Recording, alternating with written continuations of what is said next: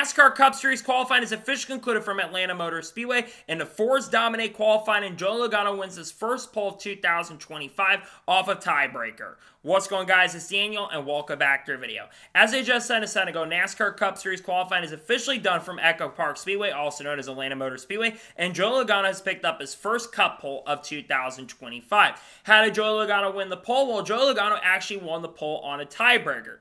He and Josh Berry had the same exact time of 30.979 seconds, and Josh Berry also had 30.979 seconds. So how did he win the pole despite the tiebreaker? Well, they go by off owners' points, and they go by off which drivers are in the points. And Joey Logano is higher in the standings currently at the moment than Josh Berry. That's why he went on to win the pole. This is a big deal for Joey Logano because Ford absolutely dominated qualifying today, but this is a big deal for Joey Logano because Joey Logano is historically really good at Atlanta Motor Speedway. This is a race have had circled for Joey Logano this season because Joey Logano's had a lot more speed this year, but hasn't had the results and the finishes to really show so far in 2025. But today, the Penske cars really shine in qualifying. They were all really fast. The Fords are really good, and we know that the Fords are extremely dominant at the Super Speedway and the play tracks like Atlanta Motor Speedway. And it's not surprising to see all the Fords qualify up front like they did today at Atlanta Motor Speedway. I think Logano's going to have a really fast car in the race tomorrow. I think if he could just survive and not crash, he could be a major factor for the win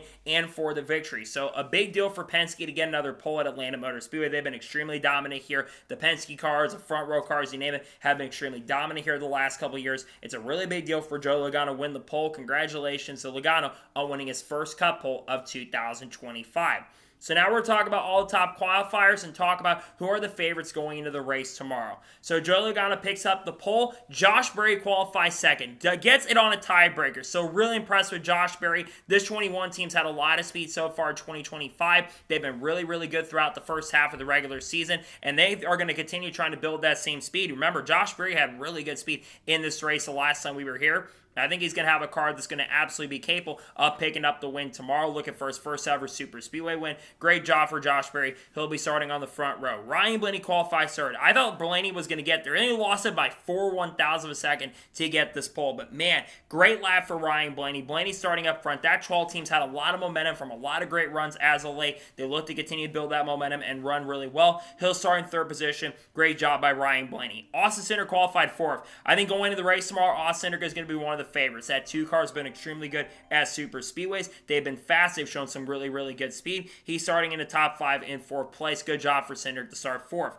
Ryan Preece qualifies 5th. The fastest of the RFK racing machines. Ryan Preece has been very good at these tracks, especially when it comes to his qualifying runs. Qualified really well with SHR at this track last year. Good job for him. He'll be starting in 5th. Brad Keselowski qualified 6th. Really good job for Brad Keselowski to qualify up front, because I don't think Keselowski has been doing a really good job qualifying up front at these super speedway tracks. So they brought a car that's really fast and really strong. I think Keselowski could be a really big factor. He'll start in 6th. Good job for Brad Keselowski.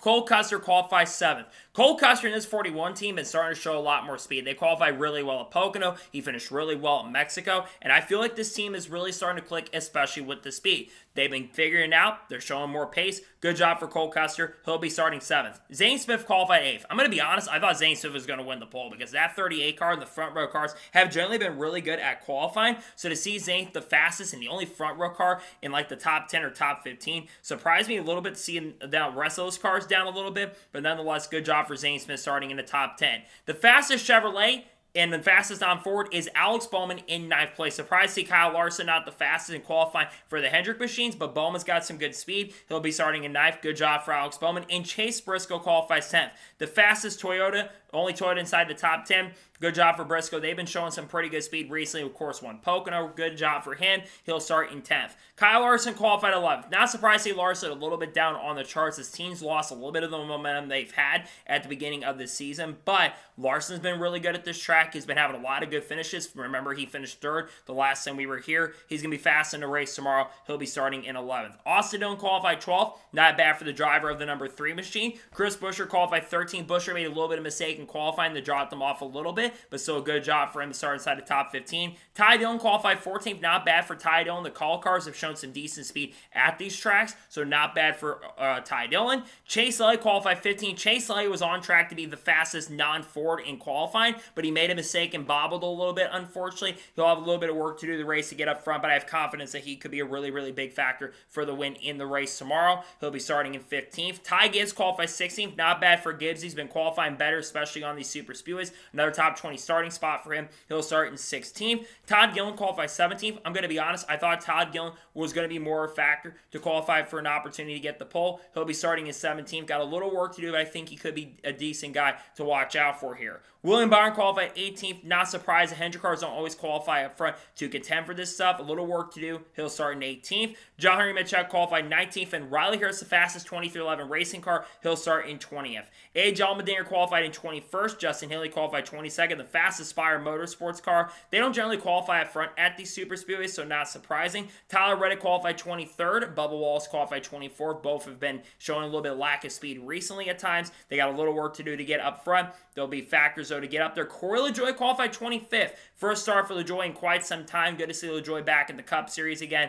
A decent speed as well. He'll start 25th. Eric Jones qualified in 26th. Noah Gragson is starting a little bit farther back at the field. He'll start 27th. Chris Bell qualified 28th, so not surprising there. Kyle Busch qualified 29th. Really shocked to see Kyle Busch starting that far back, considering historically, Kyle Busch usually qualifies up front and most of the time is the fastest non-Ford. I was a little surprised to see the lack of the speed that they've shown. I don't know what's been going on with their program as of late, but there's no speed whatsoever this week, unfortunately. He'll be starting in 29th. Carson Osbar finished runner-up the last time we were here. He qualified 30th. Daniel Suarez qualified 31st. Get this. He was the fastest Trackhouse racing car. Ross said they probably weren't going to be fast with their qualifying speed, and unfortunately, Ross was correct on that. No speed in qualifying whatsoever. Got a little bit of work to do. Big year for Suarez. Got to get it figured out because we don't even know if he's going to be back with this program next year. He'll start 31st.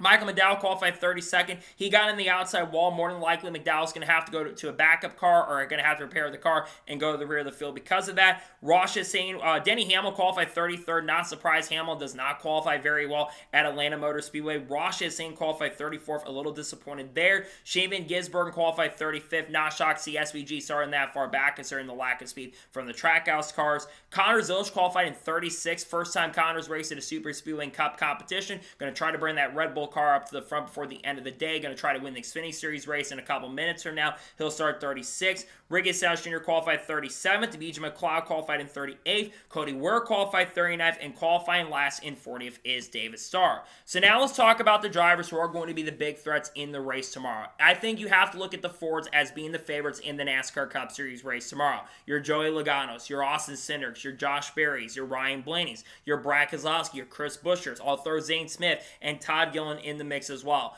I think these are going to be the main four guys going for the win in victory because the Fords have been so strong at these super speedways. They finally got a super speedway win this year with Austin Cindric. They really usually organize very well and they qualify very well. But then you got to look at other drivers. I think the Hendrick cars will be factors in the race tomorrow night. I think Larson will have a chance for a good run because he's been getting better at super speedways. Chase Elliott, William Byron historically really good at Atlanta as well, so I think they'll be good. And I think Alex Bowman could be a factor. If you're looking for some sleeper picks, I think Daniel Suarez is a good factor on that front because Suarez has been very good at Atlanta Motor Speedway. And I also think Kyle Busch, despite the fact he's starting in the back of the field, I think they'll have that car dialed in. I think Busch could be a factor for a potential win. Kyle Busch has not won since Gateway in 2023. It has been 2 years now since he last picked up a win. I think Kyle Busch could absolutely be a factor for the win. We could see Hanley become a factor, and we also could see some rain be a factor in the forecast for the event. So we'll see what happens in the NASCAR Cup Series race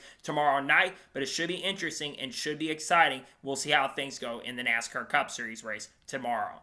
So that is going to be our full reactions in NASCAR Cup Series qualifying at Atlanta, also known as Echo Park. I want to thank you guys for watching. Please subscribe to the channel. Turn notifications on so if I win a video, it does go live on my channel. Follow me Twitter, Facebook, and Instagram, and support me on Patreon as well. Let's get below that and comment your thoughts below on today's episode. Your thoughts on NASCAR Cup Series qualifying? Let me your thoughts in the comments below, and congratulate Joe Logano on winning the pole. Let me your thoughts in the comments below. In a couple hours from now, you're going to see the review from the NASCAR Xfinity Series race at Atlanta Motor Speedway. Tomorrow, you're going going to see the starting lineup video for the race at Atlanta, the Quaker State 400. You're also going to see the Cup review and the Xfinity Series review as well. And then on Sunday, we're going to have a silly season predictions for 2026 dropping on the channel. And then on Monday, we are going to have a NASCAR news. We discussed the news over the course of the last couple of days. We're going to talk about RFK Racing and their uncertain future past 2026 and whether they're going to have 3 charters past next year. We're also going to have the Chicago Street Course entry list for that event on Tuesday. We're going to have content coming on people like Haley Deegan, Shane Van Gisbergen, Cards, Kurt Busch, Kyle Busch, Bubba Wallace, Ross Chastain, Ryan Preece, Cletus McFarland, Dodge Ram, Sam Mayer, Sheldon Creed, Connor Zillage, Trackhouse, Junior Motorsports, and name it. We'll talk about all that stuff in the coming days and weeks. So anyways, like I said, I want to thank you guys for watching today's episode, and I'll see you guys next time for more great, awesome NASCAR content and other motorsports content on the channel like this. Take care, everybody.